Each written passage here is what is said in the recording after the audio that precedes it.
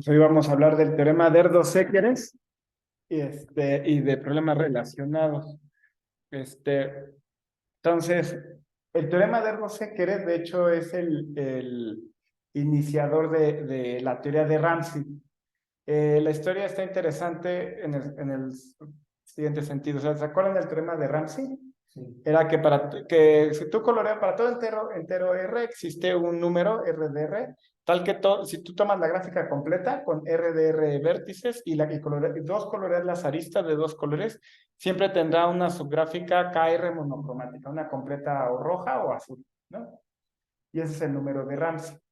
Ahora, Ramsey descubrió su teorema y lo estaba usando en lógica, pero se murió muy joven, a los creo que 27 años de edad. Y Erdos descubrió el resultado de,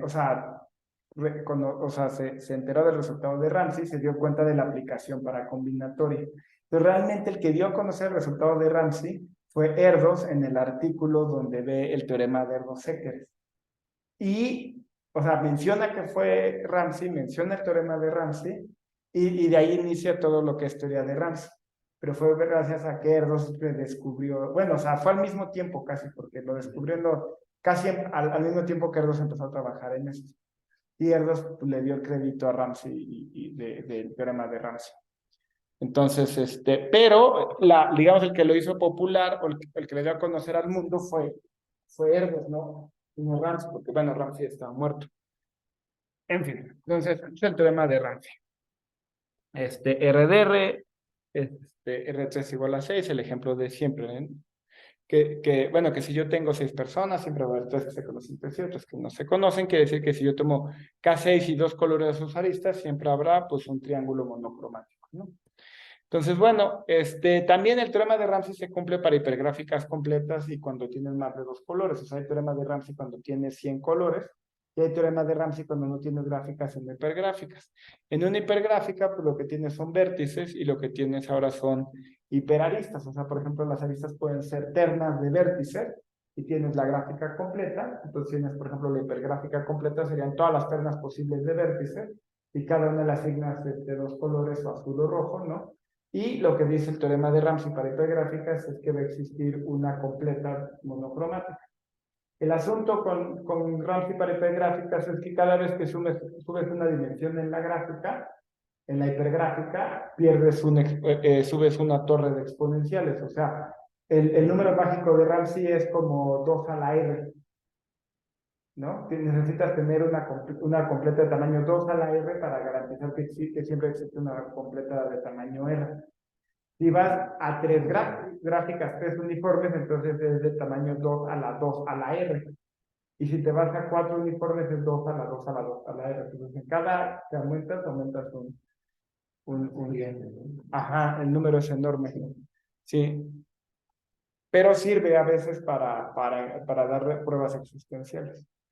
Entonces, ese es un punto. O sea, hay que acordarse que existe el teorema de Ramsey para hipergráficas y hay que acordarse siempre que se paga un precio alto, pues.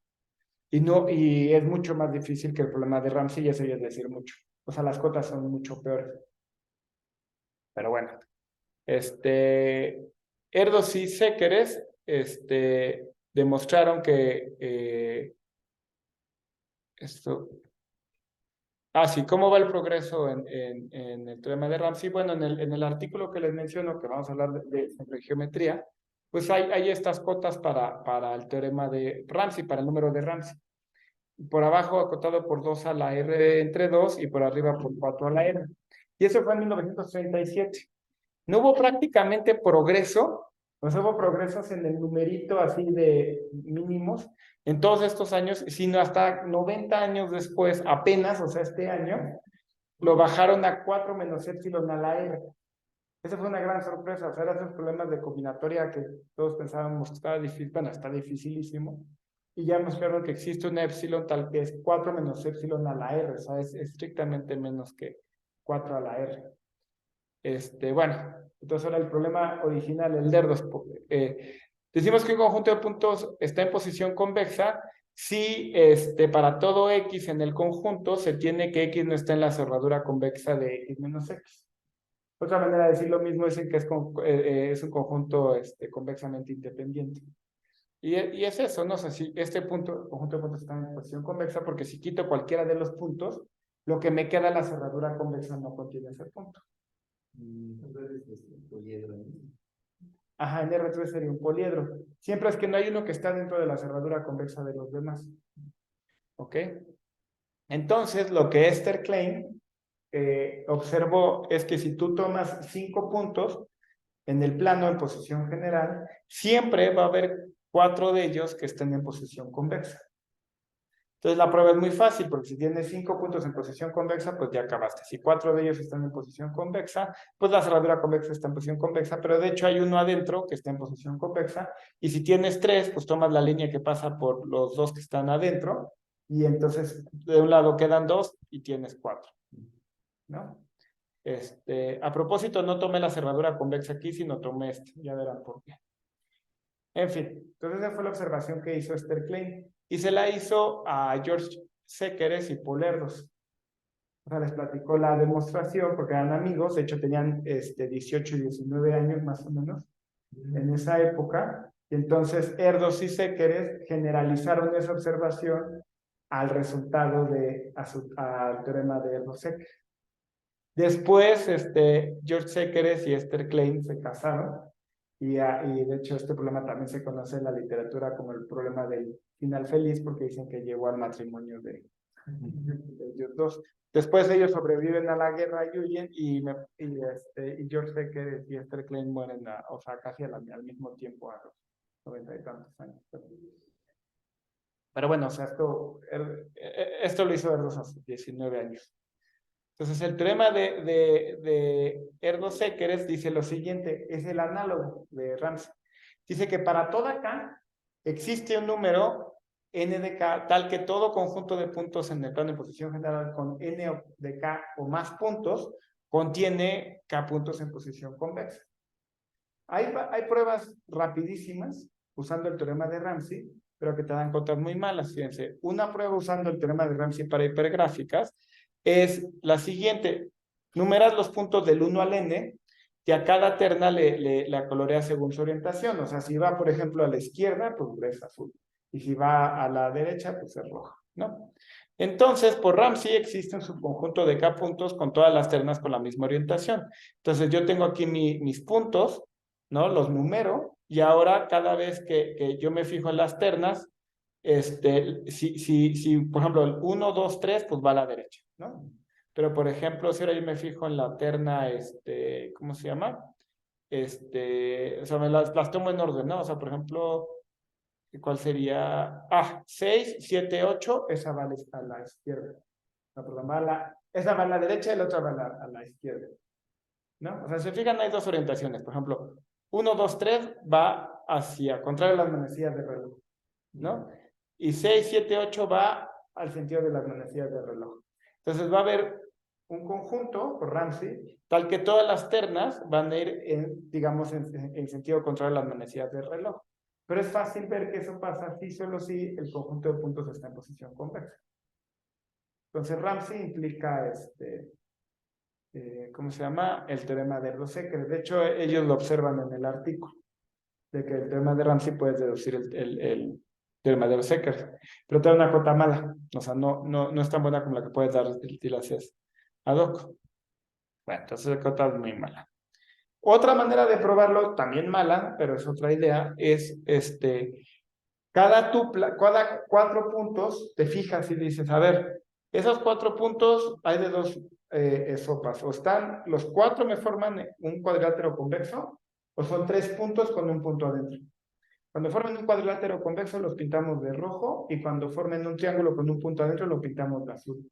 Por Ramsey para 4 gráficas uniforme, para hipergráficas completas 4 uniformes, existe un conjunto de puntos tal que todas las ternas son del mismo tipo. No pueden ser azules, porque como ya observó Esther Klein, todo conjunto de 5 puntos tiene 4 puntos en posición convexa, es decir, toda hipergráfica en este caso va a tener una terna roja. Entonces, si es completa, tiene que ser de puros rojos. Y si es de puros rojos, entonces no contiene 3 puntos con uno adentro. Pero si no contiene 3 puntos con uno adentro, por el teorema de Caratedori, entonces está en posición convexa. Bueno. En fin.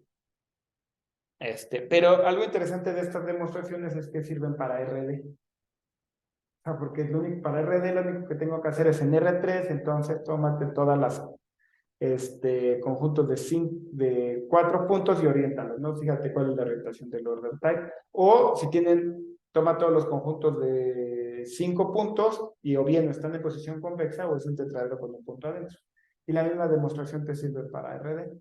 Claro que te da una cota cada vez peor.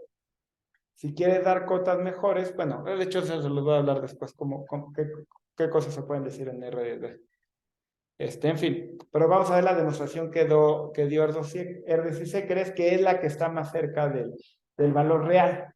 Pues, entonces, la idea es usar algo que se llaman tazas y tapas.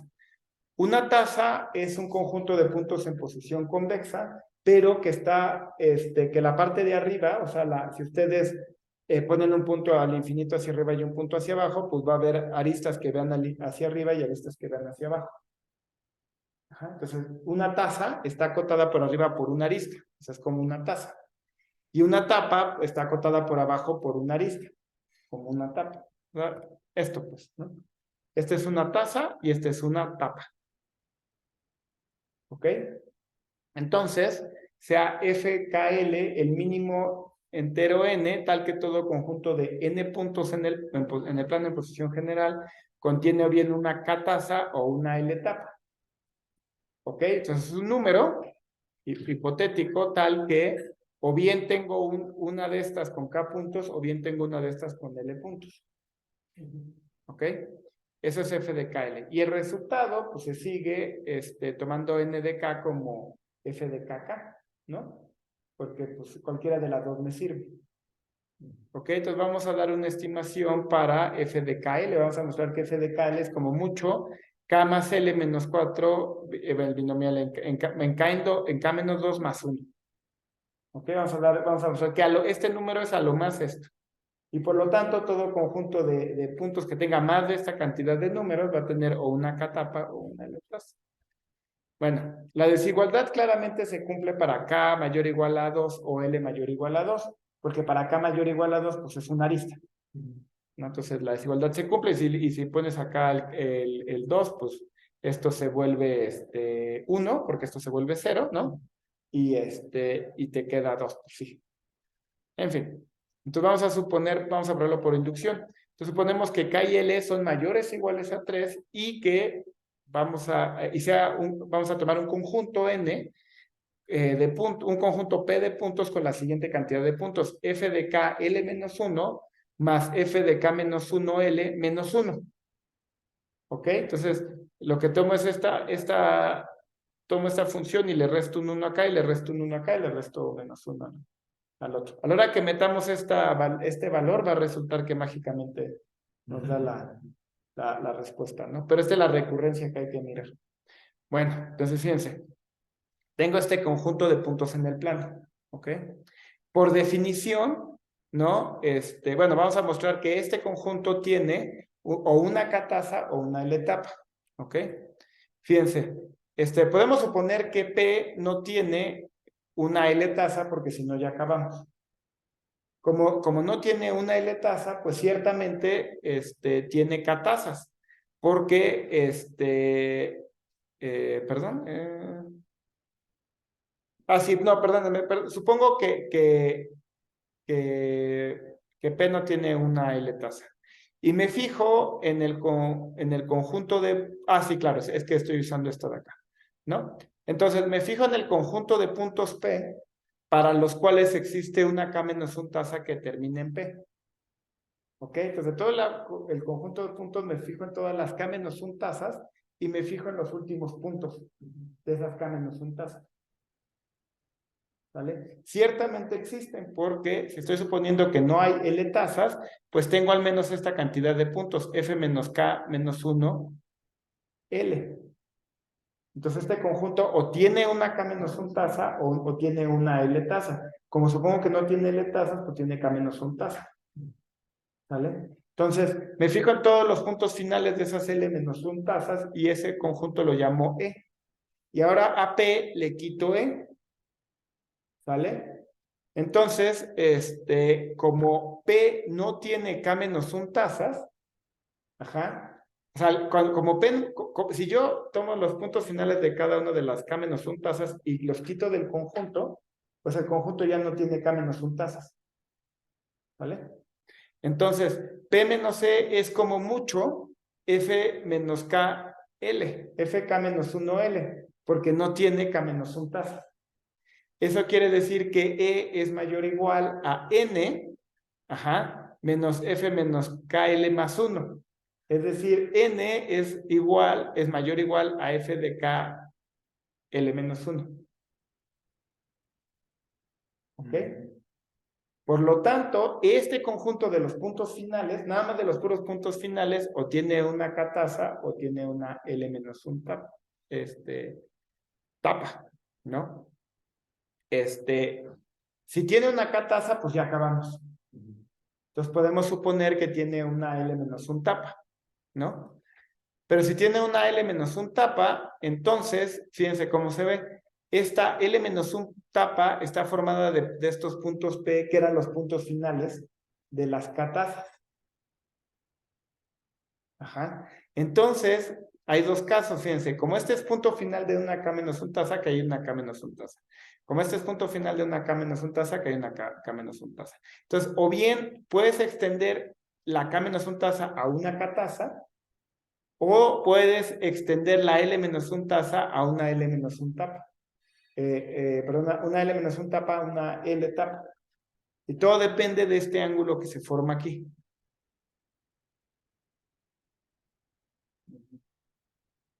O sea, si va para acá, pues entonces extiendes la K menos 1 tasa. Si va para allá, pues extiendes la L menos 1 tapa. ¿Vale? ¿Hay dudas? No, entonces bueno, ya con eso probamos que f de KL es menor o igual a f de KL menos 1 más f de K menos 1L menos 1. Y echándole cuentas y recordando esta cota, pues entonces te sale, ¿no? O sea, esto es menor o igual a K más L menos 5, K menos 2 más 1, K más, etcétera. Esta suma de estos dos, pues te da K más L menos 4 en K menos 2. Con este se cancela y te queda exactamente lo que habíamos dicho, ¿no? Entonces ese fue el teorema de Erdos-Ekers. La cota que ellos dieron en el 37 fue esta.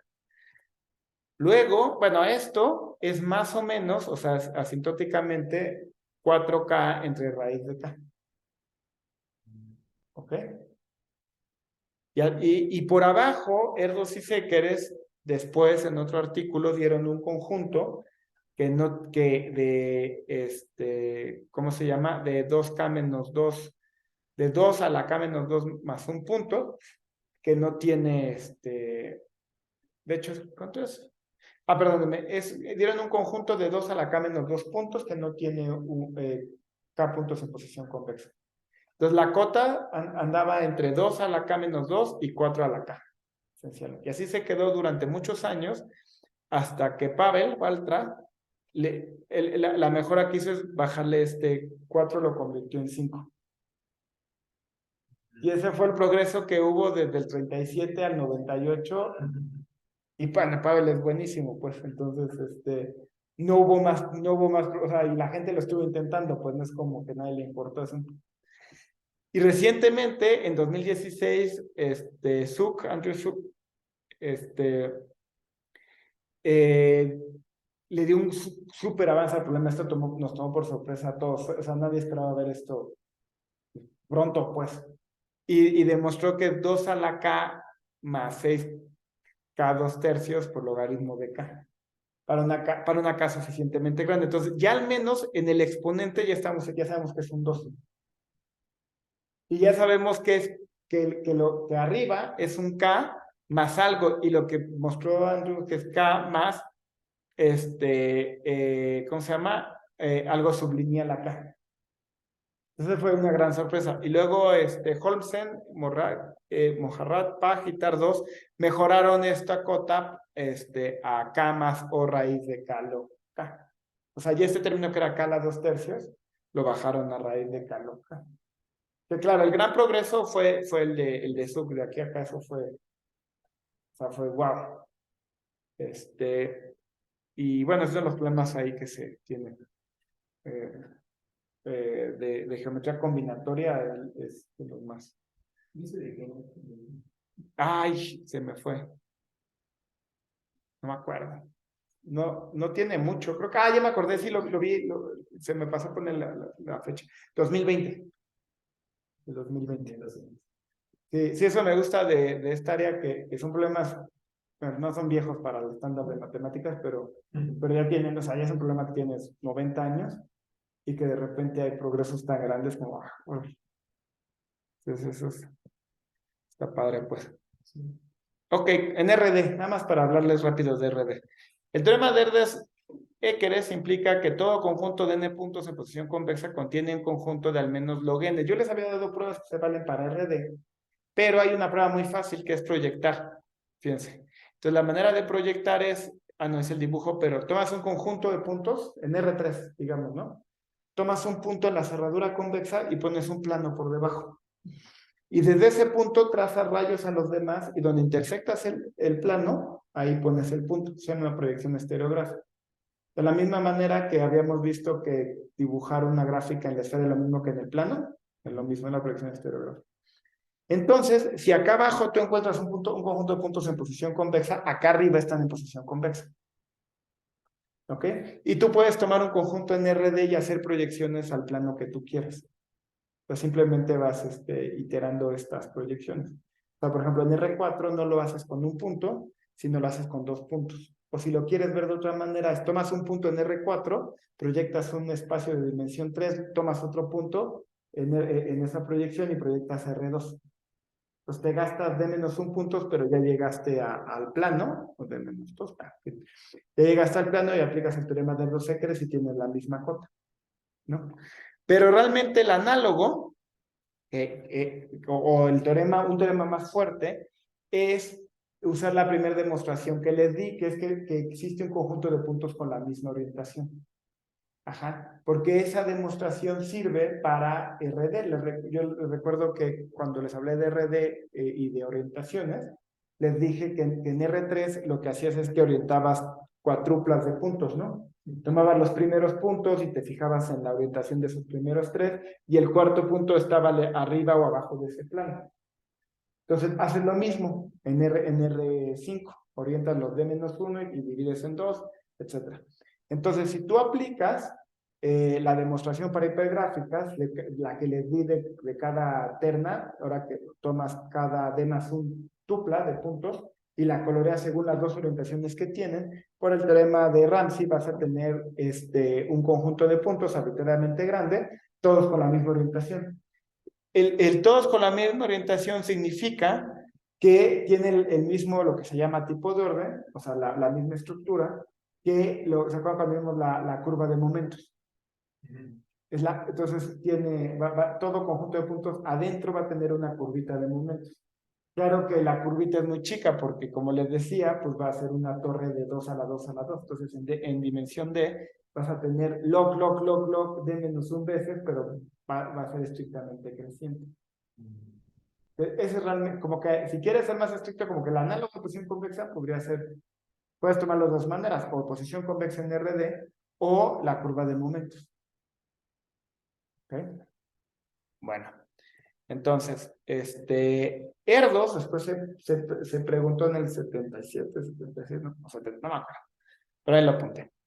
¿Qué pasa si ahora, pues espérate, y si yo quiero que los conjuntos, los convexos sean vacíos? Pues ¿se acuerdan de la prueba de Esther-Klein? Ya no lo copié, sí, lo tengo aquí. No hay puntos adentro. Eso se llama un hoyo convexo o un hoyo. Es un conjunto de puntos en posición convexa, pero que no tiene puntos de la colección en su interior. Ajá. Entonces, este es un 4-8. Esther-Klein, en la misma prueba, te da de gratis que todo conjunto de 5 puntos tiene un 4-8. Y Erdos se preguntó si lo mismo se vale en el 79, si para hoyos. Ajá. Entonces, Harbord mostró que para que h de 5 es igual a 10, todo conjunto de 10 puntos en el plano en posición general tiene un pentágono convexo vacío. ¿Ok? Luego duró muchísimos años abierto, o sea, ¿cuánto es? 30 años abierto, y Nicholas y Gerken, de manera independiente, demostraron que H6, aquí es un menor igual, no es igual, es 1717. Luego Koshelev lo bajó el mismo año a 460 y algo. Algo interesante de Nick, no creo quién era, creo que sí, Nicolás, creo que fue Nicolás, el que era estudiante de doctorado cuando lo hizo. Entonces, y es un problema en que le estuvieron trabajando, pues mucho, pues.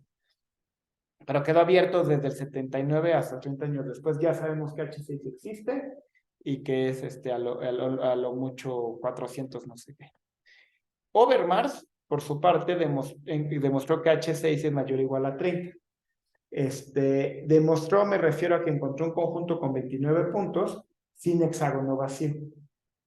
Lo que hemos estado haciendo aquí en el Simbes y que hemos fracasado es buscar conjuntos de más de 29 puntos sin hexágonos vacíos. Porque lo que hizo él fue una heurística. O sea, Overmars tomaba un punto y lo movía, y si no había hexágonos vacíos, pues lo dejaba ahí y luego metía otro punto. Y para eso usaba algoritmos rápidos para contar, algoritmos que de hecho están en PyDCG, para contar 6 hoyos. Ajá, y además tenemos una versión amortizada de estos algoritmos. No me acuerdo si lo tenemos para 6 hoyos o solo para triángulos. No me acuerdo. Pero ahí la amortizada para triángulos. En fin. Pero no nos ha salido. Ya no sé si la respuesta es que realmente H de 6 es 30 o hay uno de 30. ¿Y no he encontrado de 30 al menos? Bueno, muy buena, de 29, muy buena pregunta, no. No hemos siquiera logrado duplicar. Ajá. Oswin, hay Holzer, que ya hablaremos de él, es un colega cercano. Él también lo ha intentado. Y él tampoco, él sí ha podido llegar a 29, pero no ha podido obviamente pasar de 29. No tengo una buena intuición de cuál es la respuesta, la verdad. Es frustrante porque es como algo que computacionalmente, o sea, si es 30, está justo en la frontera, lo que dices, no, o sea, no vamos a poder en mucho tiempo, pues, pero tampoco es imposible. O sea, en fin, sería un problema que tal vez nos gustaría retomar alguno pronto. A ver si estoy pensando con cosas de inteligencia artificial, tratar de entrenar a la máquina que juegue y porque muchos de esos resultados que es muy, o sea, lo encuentras y ya, o sea, Sí. ahí está, se acabó, no hay más. Pero pues, quién sabe cuál sea Ciertamente no es 400, eso estoy seguro. Pero ¿dónde está? No. Y sería una buena manera de cerrar la pregunta de verlos exactamente, o sea, es lo único que falta. Porque Horton demostró que H7 no existe. Hay conjuntos de puntos en el plano sin 7 hoyos. ¿Ok? Y su construcción es lo que ahora conocemos como el conjunto de Horton. Y se hace de la siguiente manera. Entonces tomas una primera definición, es que tiene estos conjuntos X y Y en el plano de posición general y decimos que X está muy arriba de Y si toda línea generada por 2 puntos de Y deja por arriba a todo X y toda línea generada por 2 puntos de X deja por debajo a todo Y. Entonces, esto. Tengo un conjunto X arriba, un conjunto Y abajo, digo que está muy arriba. Si cada vez que me tomo 2 puntos rojos, la línea que los une me deja todos los azules abajo. Y eso para cualquier par de puntos que yo me tome acá. Y lo mismo pasa con los azules. Cada par de puntos que yo tome azules, la línea que pasa me deja todos los rojos por arriba. Eso es que esté muy, muy arriba. ¿Ok? Entonces, bueno, ¿cómo hacen los conjuntos de Horton? Bueno, primero voy a suponer que tengo conjuntos ordenados de izquierda a derecha, o sea, por coordenada X, supongo que no hay dos con la misma coordenada X, y mis números y mis puntos en orden de coordenada X son P0, P1 hasta Pn-1. Y entonces, llamo a ese par los que tienen índice par, y llamo a ese impar los que tienen índice impar. ¿Vale? Entonces, ¿cómo construye Horton su conjunto? Lo construye recursivamente. HK es un conjunto de 2K puntos, donde ningún par de puntos tiene la misma coordenada X. que satisface las siguientes propiedades. H0 es un conjunto de Horton, o sea, un punto es un conjunto de Horton, ¿no? Luego, para cosas más grandes, H par y H impar son conjuntos de Horton. O sea, recursivamente satisfacen estas tres propiedades. Y luego, H impar está muy por arriba de H par.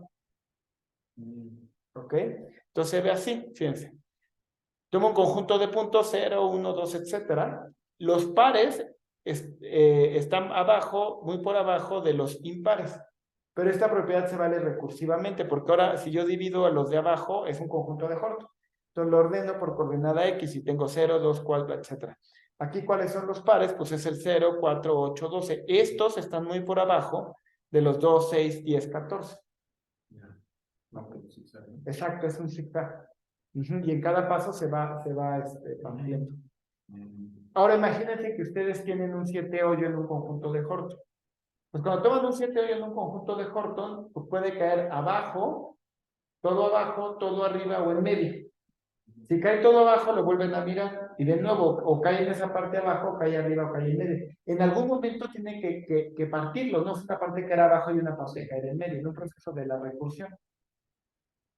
¿Sale? Entonces nos fijamos qué pasa con esos hoyos que caen de 7 hoyos, que caen, que son separados. Pues una parte, la de arriba o la de abajo, supongamos la de arriba va a tener 4 puntos.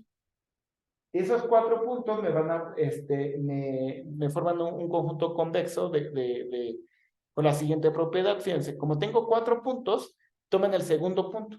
El siguiente a la derecha, o sea, si este tiene que estar abajo de este. El siguiente a la derecha está arriba, porque como van alternando, y ese punto ya quedó encerrado en el 7-8. Por esta propiedad del zigzag, como tomo 4, el siguiente cae abajo. Entonces, no hay 7 hoyos para el conjunto de Horton. Entonces, eso lo demostró Horton casi luego de que él nos puso la pregunta. Y el que había quedado abierto era el de 6, pero ahí todavía queda calcular el valor exacto de 6. Y ¿qué les iba a decir el conjunto de Horton? Bueno, no, como comentario histórico, el conjunto de Horton lo dio con coordenadas y demostró que satisface todo. Ya después hay la versión que les platiqué ahorita más fácil de explicar que es fácil ver que satisface estas propiedades, pero Horton lo explicó con las coordenadas. Bueno, otro problema, el que la gente se preguntó, fue el número de hoyos. Ok, siempre hay triángulos vacíos, siempre hay cuadriláteros vacíos, siempre hay pentágonos, ya sabemos que siempre hay hexágonos. ¿Cuántos hoyos hay? En la próxima clase les voy a hablar a detalle de eso, pero hoy les platico un poco, ¿no? Bueno, la primera observación es que, bueno, defines una función, ¿no? F de Kn, el mínimo número de hoyos en todo conjunto de n puntos en posición lineal. Entonces ahora quiero contar hoyos y quiero fijarme cuál es el mínimo número de hoyos que puedo garantizar, ¿no? Una observación fácil es que el número de triángulos vacíos siempre es al menos como n al cuadrado entre 2. ¿Por qué? Porque tomen cualquier par de puntos. ¿Cuántos pares de puntos hay? Pues hay n en 2, o sea, n por n menos 1 entre 2, que es básicamente n cuadrado entre 2. Y tomen el punto más cercano. El punto más cercano, se lo dibujé. Toman cualquier par de puntos, tomen el punto más cercano a la recta que definen esos dos, y eso tiene que ser un triángulo vacío. Si hubiera un punto aquí adentro, pues estaría más cerca a esta recta que el otro. Entonces, por cada par de puntos siempre tienes al menos y un triángulo vacío, y eso es básicamente n cuadrado entre 2. Se puede mejorar la cota. Bueno, pero por arriba, o sea, ¿cuál será un conjunto que tenga pocas? ¿No? ¿Cuál será el que menos tiene? ¿Será que a lo mejor siempre hay un número cúbico? ¿No? Por ejemplo, posición convexa. Si todos están en posición convexa, pues cualquier terna es un triángulo vacío. Entonces, ahí el conjunto de Horton, que me equivoqué, tiene 2n cuadrada triángulos vacíos, 2n cuadrada triángulos vacíos, y la demostración es como sigue, fíjense. Vamos a contar los triángulos vacíos un poco parecido como consideramos los hoyos, es decir, todo triángulo vacío del conjunto de Horton, cuando tú lo miras, o está contenido en la parte de abajo, o está contenido en la parte de arriba, o va de arriba a abajo. Entonces vamos a contar de momento los que van de arriba abajo en el primer paso de la recursión del conjunto de Horton. ¿Qué aristas pueden formar? O sea, y esos triángulos que van de arriba abajo, hay de dos. O tienen los dos puntos arriba o los dos puntos abajo. Vamos de momento a fijarnos solo en los que tienen los dos puntos arriba. Si tienen los dos puntos arriba, pues no cualquier arista puede formar un triángulo vacío abajo. Por ejemplo, de entrada las que sí pueden es los que yo me tomo todos consecutivos. Como todo lo demás queda abajo de esto, pues si yo tomo el 1, 3 con cualquier punto abajo, tengo un triángulo vacío. ¿Sale? Si no estuviera vacío, entonces la línea que pasa, por ejemplo, si tomara un punto aquí, el 6, y hubiera algo en este triángulo, pues el 6 con esta cosa, pues me partiría, me dividiría en dos al 1 y al 3. Pero la propiedad del Horton set, pues es de que todas las líneas que pasan por acá abajo me dejan arriba esto. Pues todas las líneas de acá arriba, las consecutivas, me dan un triángulo vacío con lo de abajo. ¿Cuántas líneas tengo? Pues tengo n medio aristas, la mitad de los por, ¿cuántos puntos abajo hay? Pues hay abajo n medios puntos, tengo n cuadrado entre 4 triángulos, de esta forma. ¿Qué otras aristas me pueden dar? Bueno, si los tomo a distancia 2, observen que el 3 y el 7 no, porque me lo tapa el 5. Pero si tomo el 1 y el 5, sí. Lo único que está pasando aquí es que se toman en la parte de abajo. Recuerden que es un conjunto de Horton, entonces esa parte de arriba la puedes dividir en dos, la parte de arriba y la parte de abajo. Los que son consecutivos en la parte de abajo también me sirven para generar triángulos vacíos. De esos tengo n en 4. Tengo la mitad. Por los de abajo, que son n medios puntos, n cuadrado entre 8 triángulos vacíos. Pero luego todavía puedo seguir con los que están abajo, los vuelvo a partir en 2 y de esos tengo n entre 8. Y cada una de esas aristas me da, con los n medios de abajo, me da un triángulo vacío. En total, pues yo tengo, contando de esta manera, n cuadrado más entre 4, más n cuadrado entre 8, más n cuadrado entre 16, como mucho, n cuadrado entre dos triángulos. Y conté los que tienen 2 arriba y 1 abajo. Tengo los que van 2 abajo y 1 arriba, pero pues esos son los mismos. Esos son n cuadrada entre 2. Entonces, como mucho, de los que van entre arriba abajo, tengo n cuadrada triángulos vacíos. Ajá.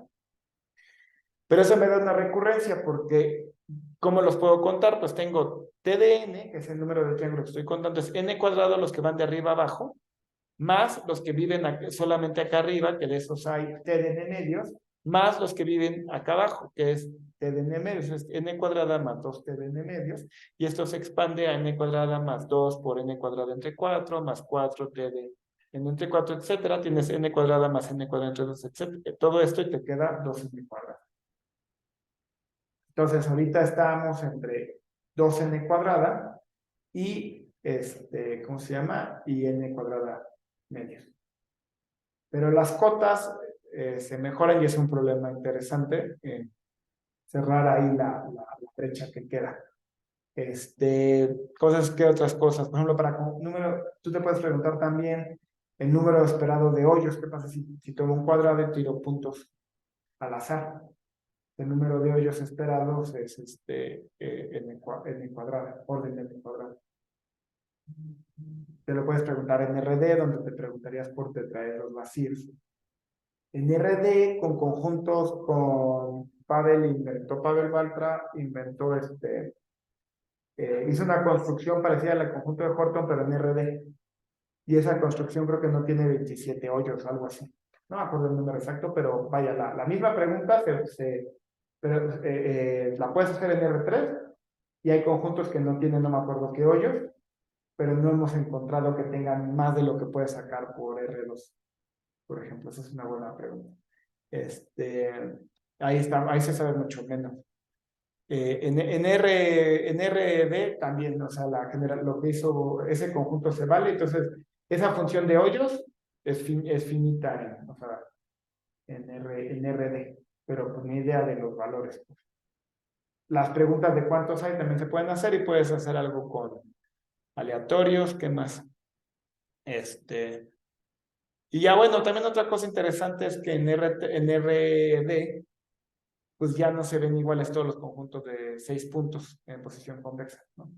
O sea, lo que trato de decir es de que en R2 siempre son un polígono, pero hay como más formas de acomodar combinatoriamente K puntos en RD.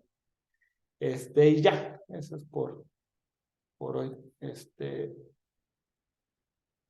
¿Dudas, preguntas?